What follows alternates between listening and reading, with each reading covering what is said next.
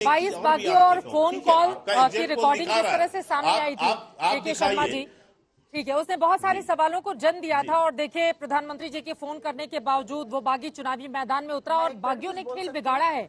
22 बागी रहे। विनोद जी, मैं आपके पास आते हुए, देखिए यहाँ पर जो आंकड़े हम दिखा रहे हैं अपने दर्शकों को, यकीनन बीजेपी के लिए ये अच्छी खबर हिमाचल प्रदेश से कतई नहीं है। लेकिन दूसरी तरफ नरेंद्र मोदी के नाम पर, एक तरफ महंगाई और बेरोजगारी, दूसरे जब आप नरेंद्र मोदी के नाम पर पूछेंगे तो वहां पर एक बड़ी जनता बीजेपी को वोट करती हुई नजर आ रही है। यानी कि स्थानीय लेवल पर वहां पर खुद को कमजोर करने का काम स्टेट लेवल के पॉलिटिशियन की ओर से किया गया है। और मुझे याद आ जाता है, हाल ही में जब केदारनाथ के दौरे पर भी पीएम गए हुए थे, चंबा में महिलाओं ने उनको बुनकर जो ड्रेस दी थी वो पहन कर गए हुए थे, वही हिमाचली टोपी।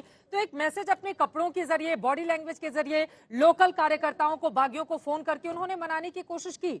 लेकिन स्थानीय स्तर पर बीजेपी कमजोर रही। देखिए, हिमाचल प्रदेश मोदी जी के लिए गुजरात के बाद दूसरा उनका अपना प्रदेश रहा। बिल्कुल, बिल्कुल। जब वो केंद्र की राजनीति में आए तो हिमाचल के प्रभारी थे और हिमाचल में वो कॉफी हाउस अभी भी है जहां पर वो बैठकर काम करते थे। हिमाचल के एक गांव, एक शहर से वो रहते हैं, परिचित हैं। इसलिए हिमाचल में जब वो गए तो उनके अपना पर्सनल कनेक्ट भी होता है मोदी जी का हिमाचल में। जैसे गुजरात में पर्सनल कनेक्ट है, वैसे उनका हिमाचल में पर्सनल, अब तो उत्तर प्रदेश में भी हो गया है। तो मुझे लगता है कि हिमाचल में अगर एग्जिट पोल के नतीजे इस तरह से आते हैं और एग्जिट में बदलते हैं तो निश्चित रूप से बीजेपी को ये देखना पड़ेगा कि जो हार उसकी हुई है तो उसके पीछे जो झगड़ा उनका था वो भी एक बहुत बड़ा फैक्टर था। अनुराग ठाकुर, जयराम और अभी हरीश रावत जी पता नहीं जुड़े हमारे साथ, नहीं जुड़े हैं, अभी नहीं है, वो चले गए हैं। वो कहते हैं हमने झगड़ा हमारे यहाँ नहीं होता, हिमाचल में हुआ। तो ईमानदारी से, पुराने नेता है ना, ईमानदारी से बोल देते हैं। उत्तराखंड में जो झगड़े से कारण वो हारे, वो झगड़ा उससे सबक उन्होंने हिमाचल में लिया तो अपनी पार्टी को संभाले रखा। कई बार लगा कि अपनी कहानी वहां सुना दे रहे हैं वो हिमाचल के बहाने। चलिए, अपनी पीड़ा जो है उन्होंने हिमाचल के बहाने सुना दी है। रीना जी हमारे साथ जुड़ी हुई हैं। रीना जी, आप कह रही हैं कि आप ही लोगों की वजह से तमाम एजेंडा डिसाइड हुआ चुनाव का, लेकिन सच्चाई ये है कि आप लोग यहाँ पर कुछ भी नहीं कर पाए। क्योंकि देखिए ना, आप 2% वोट्स मिलना और सीट एक भी नहीं मिलना अपने आप में एक संकेत है कि वहां की जनता ने आपको इस बार नकार दिया है पूरी तरह से। ओपीएस तो मतलब बहुत पुराना मुद्दा, ऐसा थोड़ी है कि आपने उठाया है इसको अचानक। नहीं अंजना जी, अब जो भी रिजल्ट आएगा, मुझे नहीं लगता कि जो एग्जिट पोल में आ रहा है इतना खराब रिजल्ट रहेगा, इससे बेहतर रिजल्ट रहेगा।